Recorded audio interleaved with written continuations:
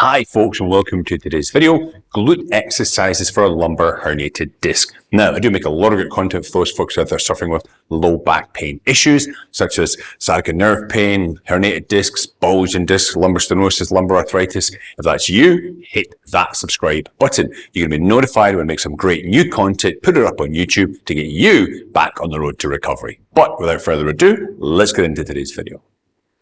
So folks, today I want to go over 6 different glute specific exercises and some modifications, easier, harder, to help you on the way to improving your back pain, herniated discs, potentially sciatica nerve pain as well.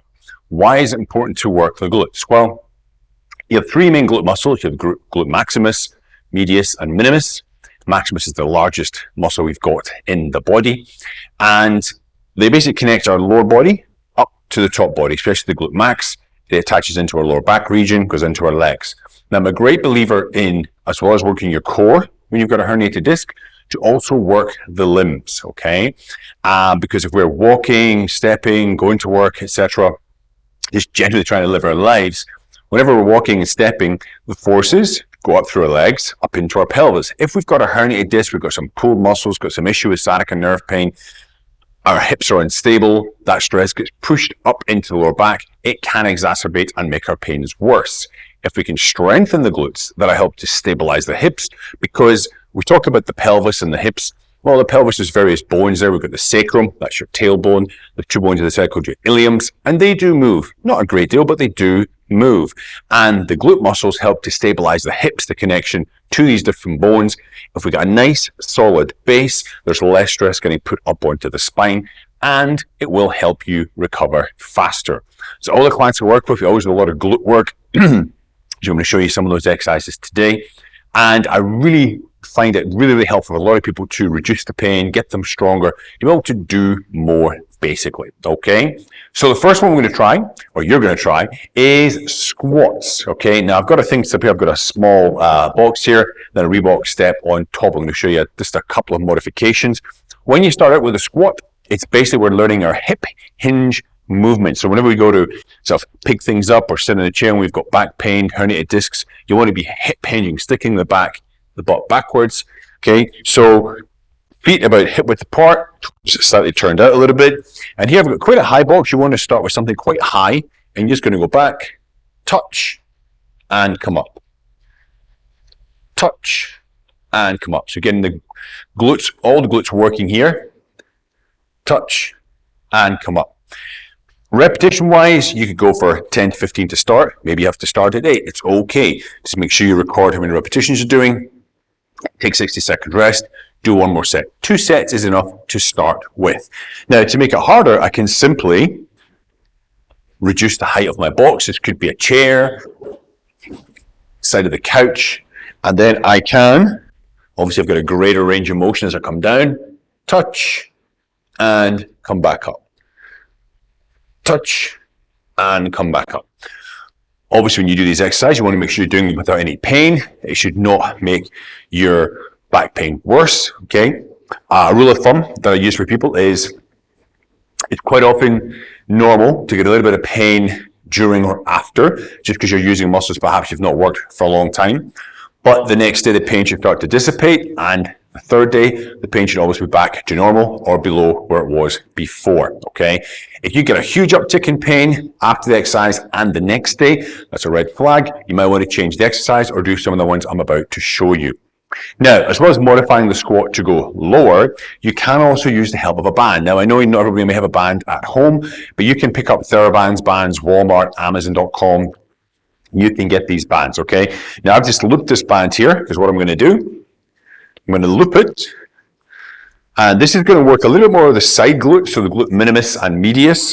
So we're going to loop it round. We're going to put my feet through here, so it's going to be just at the edge of my knees.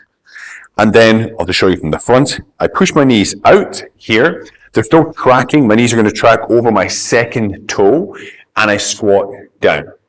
And by keeping the tension pushed out here, I will feel tension right there at the center of the glutes. That's mainly your glute medius and minimus, which really help to stabilize the hip and the femur, the top part of your thigh bone there. So same exercise, but you just incorporate a band around the knees, okay? So, basic number one exercise is going to be the squat with those modifications. I'm going to move on now to some more direct glute medius, glute minimus work. So our glute minimus and medius, they're normally responsible for abducting, taking the leg away from the midline of the body. So the exercises we're going to use are exercises which will lift the leg away from the body. Now, some people struggle sometimes to get down on the ground due to pain, issues with the knees, etc. So there's one nice little exercise you can do, which incorporates a band here, for the side portion of your glutes. So I'm going to take a band, I'm going to step inside of it, make sure the band is in the center of your foot there, okay? The one here. Now, this is our start position. I like to cross it over here like so I can get a good solid hold on the band. Now, I turn my toes inward, chest up, good posture, neutral spine, and I'm going to be shuffling across the floor. So I'm going to push my left leg out, right leg comes in, out. My shoulders stay relatively straight. I'm not lifting up my leg and doing this, okay, this is fine. You'll see this quite a lot at gyms. I'm trying to push my leg to the side, push it out to the side. I don't bring the leg all the way in because I'm going to release the tension on the band. It's almost like half steps. So I go half, half, half, half. And you could go 10 to 15 in one direction, 10 to 15 in the other. Now it's important to try your best to get the toes, the foot turned in. I've often seen a mistake where the foot turns out, and then you start working more the front part of your hip flexor, which is what we don't want, okay? So we're going to be here, turn. You want to think about leading with my heel, like pushing my heel, I'm leading with my heel, okay? So here, chest up, hold of my band, and it's 1, 2, 3, 4, 5, 6, 7, 8, 9, 10. Take a second to relax, and we'll go back with 10. 1, 2, 3, 4, 5, 6, 7, 8, 9, 10. Perfect. Same principle. 10, 15 repetitions, depending on obviously the strength of your band will make a difference on that as well. You should feel a deep burn at the side portion here of your glute, okay? Make sure you do the same repetitions on both sides.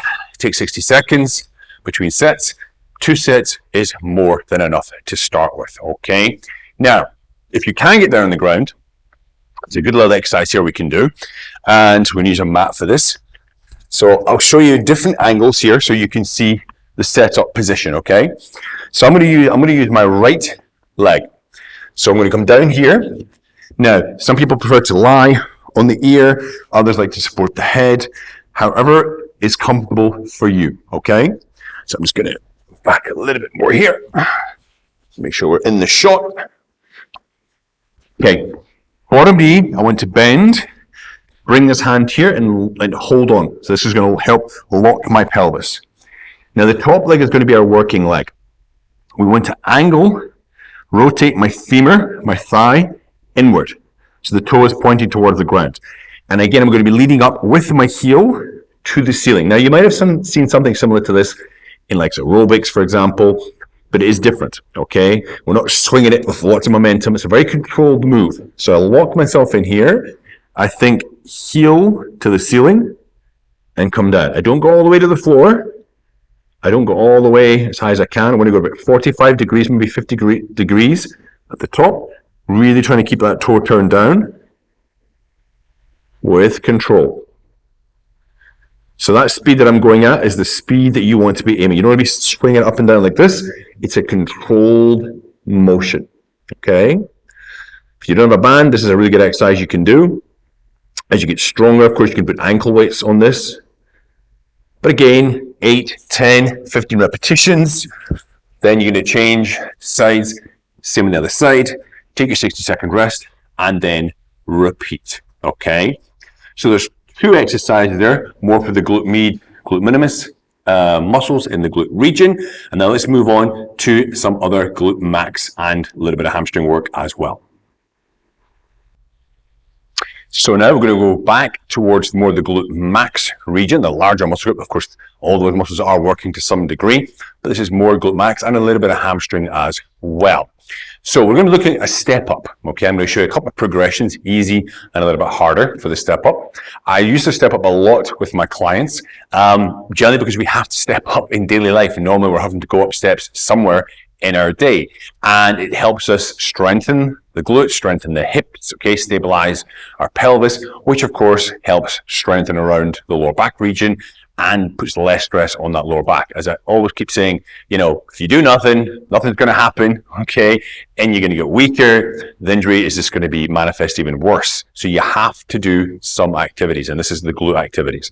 So we're going to start with a small step up, and the step up itself, this could be, you know, some hard books, could be a step outside your home perhaps, could be a step out in the landing if you're in a flat or apartment. And you want to put the lead leg on top of the step, back leg close to the step, head up, chest up, neutral spine, and I push up with the lead leg, pause for a second, and come down. Push up, hold for a second, come down with control. You want to pause at the top just to help stabilize the hips and the knee. Come down with control. So I'm not dropping and putting force up into my spine. I am controlling the lowering phase, putting tension on that lead leg to take the load. Likewise, when I step up, I don't want to bend my back knee and push with this back leg. The work should be coming off the front leg, okay? So I can actually lock my back knee there, push with the front leg, up, and come down. Push the front leg, up, pause, and come down. Again, 8, 10, 15 repetitions. So what you want to aim for. Change legs, take your 60 seconds rest. If you need more than 60 seconds, not a problem. 75, 90, you'll want to work to your individual maximum. Just make sure you record your repetitions, your sets, so you can see progress each week as you move forward, okay? Now, to progress the step up, you can simply get a higher step, okay? More books, a larger step, a small table, etc.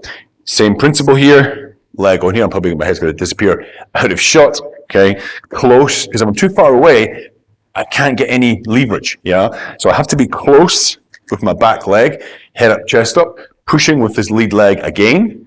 Push, hold, come down. Push, hold, and come down. Push, hold, and control. Now obviously this is quite a big jump from the previous one. So I would say everybody start with a small step, and you can easily put a small book on there to increase the height, increase the difficulty, okay? The higher the step, you get a little bit more hamstring engaged with the exercise, because it's kind of a hip extension move as you get up higher. But again, with a carefully progressive rehab program, you should cover this progress as you go through the plan, okay? Okay, now we're going to move on now though. We're going to do some more direct glute work on the floor. So I've got a couple of floor exercises for you here, which again target the glutes, a little bit of the hamstrings. So first one, I'm sure many of you have done this in rehabilitation. This is just a basic hip extension where we get down on the floor. Let's move this out of the way a little bit here. We're on our backs. Our feet are about shoulder width apart. Feet are flat on the ground. You squeeze your glutes and then you lift comfortably as high as you can go and you come back down. You also get a bit of lower back activation. Squeeze, hold, and come back down. Keep the glutes squeezed on, push up, and then come down. Relatively simple exercise to start with. You can make it quite a little bit more difficult. You just bring in a higher step for your feet to go on here like this. So now I'm going to be doing greater range of motion. So same thing, I push down, engage my glutes, I lift up, squeeze, hold, and come down. Squeeze, glutes, push up, hold, and come down. So again, just by increasing the height, I can make that a little bit more difficult. Now, we're going to stay on the floor, and I'm going to show you something here. It's called a frog hump, okay? Now, looks a little odd, I will admit, but it hits a little different region of the glute muscles, because sometimes, as I said, people can't do one exercise, they have to modify it, and I'm always trying to, find the best fit for my clients, and if we have to modify an exercise, we modify it. It's not a problem, okay? So I'm going to show you just a slight angle here. So I'm going to swing this mat around so we can see. Should be perfect there. So what we actually do, and I'm going to show you a slightly harder exercise as well is you want the heels of your feet together, okay? Then you just want to let your knees drop out to the side comfortably. I want to push my heels together there. Hands at your side, palms up or palms down. And I want to squeeze the glutes and lift my bum in the air. So it's a little bit different to the hip extension. I typically find with this exercise, there's less hamstring activation as there is with the regular hip extension, okay? So you just lift up, hold for a second, and come down. Squeeze the glutes, push my heels together, and come down. Just going to show you from the front. I do apologize, you get a frontal, just so you can see. So my heels are pulled quite close into my glutes. Push up, hold, and come down.